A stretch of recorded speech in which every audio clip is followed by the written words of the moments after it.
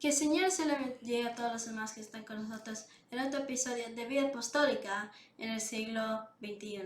Aquí con nosotros una vez más está el Pastor Marín para responder a sus preguntas.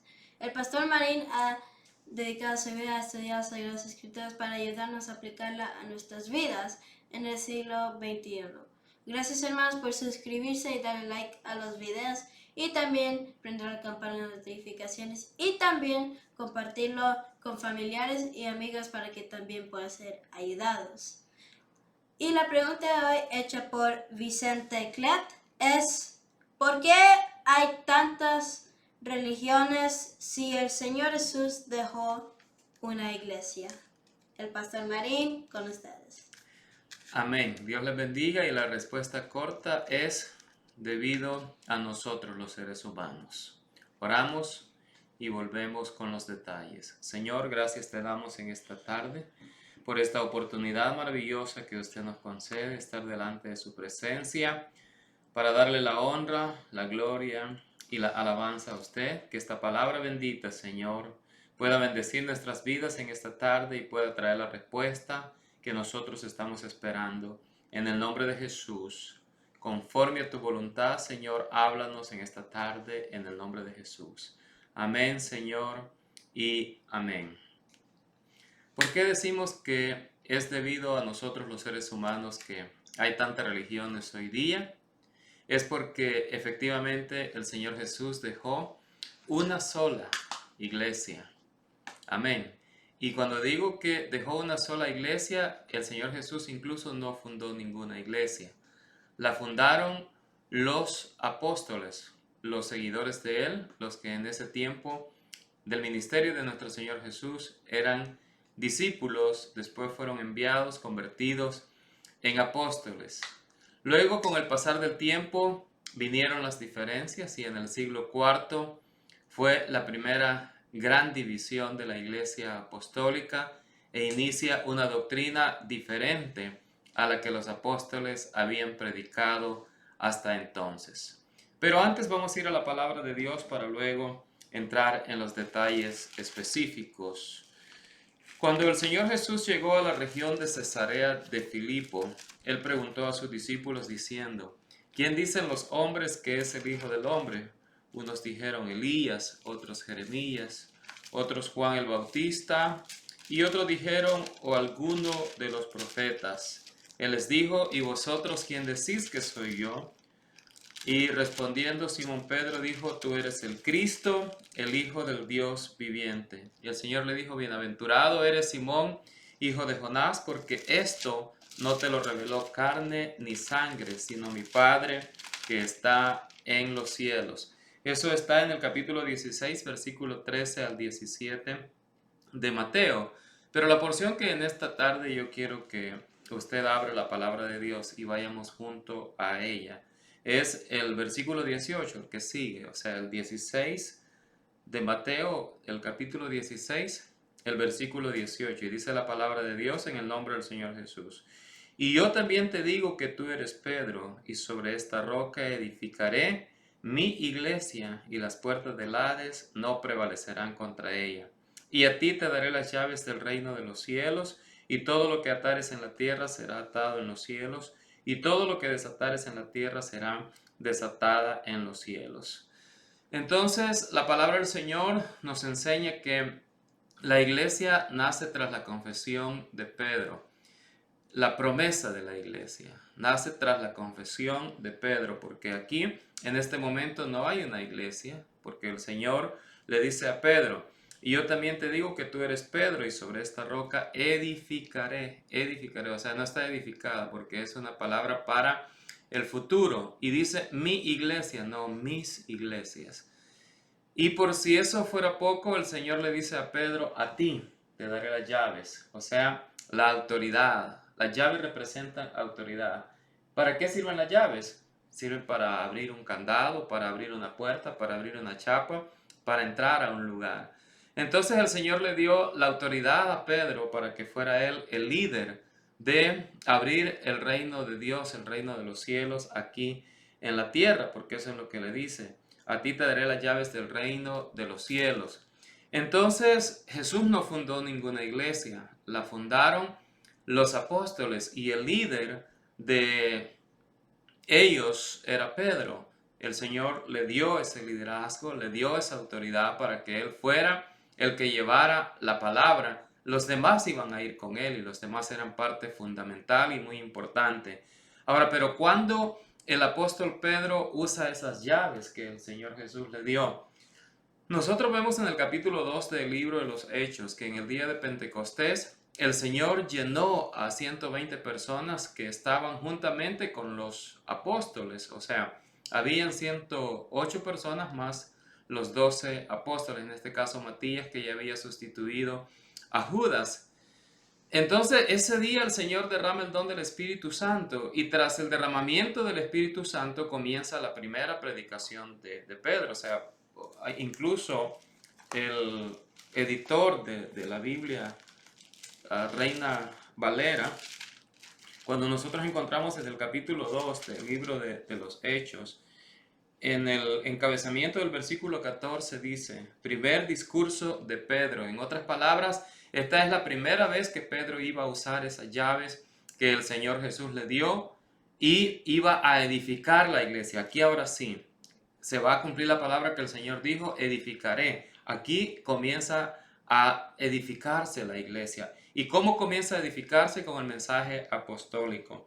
Usted puede leer todo el mensaje apostólico aquí del versículo 14 en adelante, pero yo quiero ir al versículo 36 del capítulo 2, donde Pedro les dice, sepa pues ciertísimamente toda la casa de Israel, que este Jesús a quien vosotros crucificasteis, Dios le ha hecho Señor y Cristo. El verso 37 dice, al oír esto se compungieron de corazón y dijeron a Pedro y a los otros apóstoles, varones hermanos, ¿qué haremos? Preste atención porque le preguntaron a Pedro y a los otros apóstoles. El Señor le había dado la autoridad a Pedro para que él fuera el que edificara la iglesia de Cristo. Entonces le dijeron a Pedro y a los otros apóstoles, varones hermanos, ¿qué haremos? El verso 38 dice, Pedro les dijo, Pedro, aquí es el líder porque el Señor le había dado ese liderazgo, a ti te daré las llaves del reino de los cielos. Pedro les dijo, arrepentíos y bautícese cada uno de vosotros en el nombre de Jesucristo para el perdón de los pecados y recibiréis el don del Espíritu Santo, porque para vosotros es la promesa y para vuestros hijos y para todos los que estén lejos, para cuantos el Señor nuestro Dios llamare. Y con otras muchas palabras, no, el escritor de Hechos, Lucas, no detalla todo el mensaje de Pedro, pero dice, con otras muchas palabras testificaba y les exhortaba diciendo, sed salvos de esta perversa generación. Así que los que recibieron su palabra fueron bautizados y se añadieron aquel día como 3,000 personas y perseveraban en la doctrina de los apóstoles, en la comunión unos con otros, en el partimiento del pan y en las oraciones. Entonces aquí vemos que la iglesia ya está siendo edificada. ¿Cómo? Con el mensaje apostólico. ¿Cuál es el mensaje apostólico? Arrepentimiento, bautismo en agua en el nombre del Señor Jesús para el perdón de los pecados y recibir el don del Espíritu Santo, luego perseverar en la doctrina apostólica. O sea, aquí en el año 33 y medio después de Cristo, en Jerusalén, con este mensaje se da inicio a la era de la iglesia. Ahora, el mensaje del nombre del Señor Jesús es el mensaje apostólico. Por ejemplo, encontramos en Hechos 4, 11 y 12 que Pedro y Juan, predicándole a los sumos sacerdotes, le dice, este Jesús es la piedra reprobada por vosotros los edificadores, la cual ha venido a ser cabeza del ángulo. Y en ningún otro hay salvación, porque no hay otro nombre bajo el cielo dado a los hombres en quien podamos ser salvos. Y en Hechos capítulo 8, versículo 12 al 16, encontramos que los samaritanos, Felipe los bautizó en el nombre del Señor Jesús, pero en Hechos capítulo 10, versículo 43 al 48, Pedro mandó que los gentiles fueran bautizados, los cuales somos nosotros, en la misma forma en que fueron bautizados los judíos. O sea, la iglesia judía no es una y la iglesia gentil no es otra, es una misma iglesia y por lo cual es una misma doctrina, que es la doctrina apostólica. La doctrina apostólica que ya dije que consiste en arrepentimiento, o sea, tener fe, primero creer, arrepentirse, bautizarse en el nombre del Señor Jesús para el perdón de los pecados ser llenos con el don del Espíritu Santo. Y en Hechos capítulo 10, el versículo 43 al 48, Pedro predicando su primer mensaje a los gentiles, así como predicó el primer discurso a los judíos, ahora predica su primer mensaje a los gentiles. Dice, de este dan testimonio todos los profetas, que todos los que en él creyeren recibirán perdón de pecados por su nombre. Mientras Pedro aún hablaba estas palabras, el Espíritu Santo cayó sobre todos los que oían su discurso, y los fieles de la circuncisión que habían venido con Pedro se quedaron atónitos de que también sobre los gentiles se derramase el don del Espíritu Santo, porque los oían que hablaban en lenguas y que magnificaban a Dios.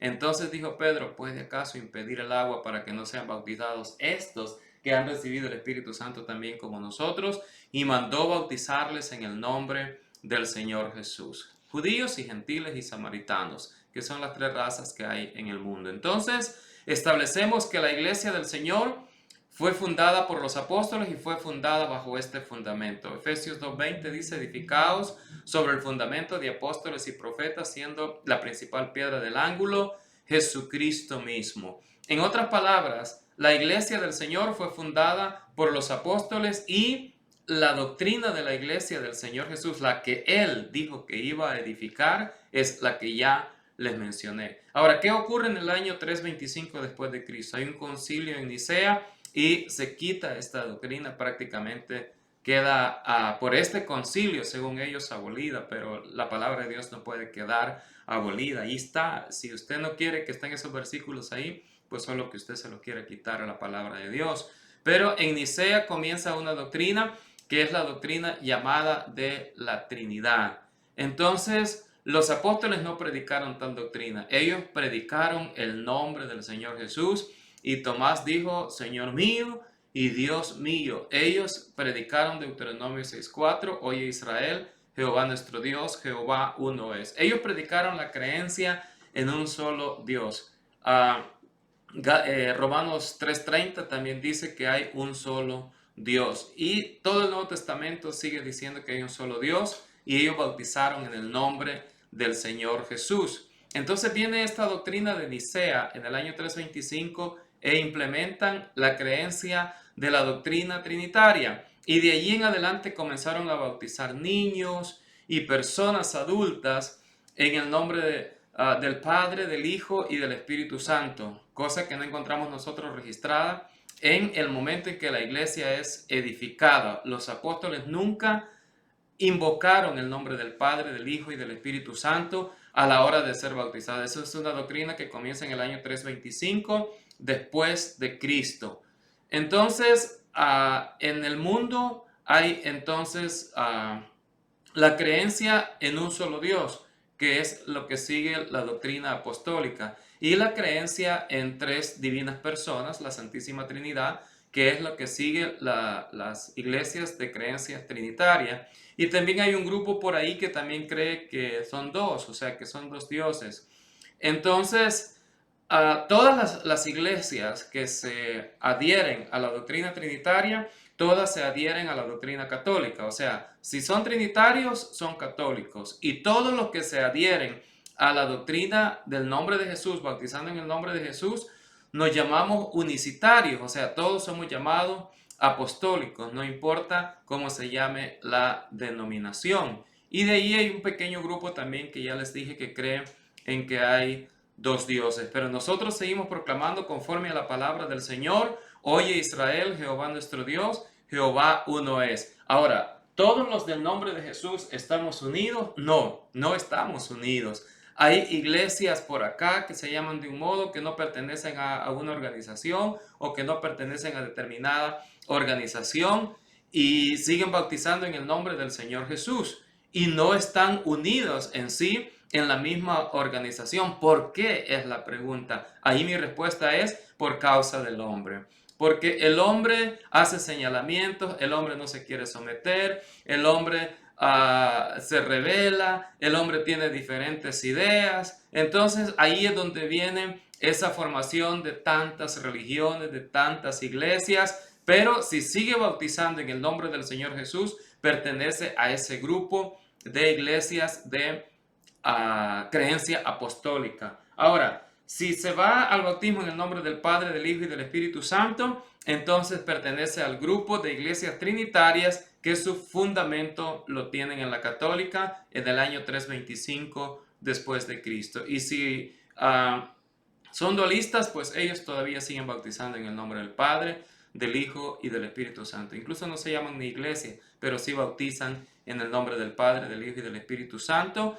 Y todavía están adheridos a esa creencia trinitaria. Ahora, ¿todos los trinitarios pertenecen a la misma organización? No. Cada grupito tiene su propia iglesia, cada grupito tiene sus propias ideas, cada grupito tiene diferencia uno con el otro. ¿Por qué? Por causa siempre del hombre. Pero la palabra del Señor nos enseña que el Señor fundó una iglesia, como Pablo dice, Efesios 4:5, un Señor, una fe, un bautismo, hablando del bautismo en el nombre del Señor Jesús. ¿Qué podemos hacer si en este mundo un poeta secular dijo que en este mundo hay más religiones que niños felices? Y es algo real, es algo que nosotros lo palpamos, lo vemos y somos testigos de ello. ¿Qué podemos hacer? Lo que podemos hacer es seguirle sirviendo a Dios. Y si es la voluntad de Dios, un día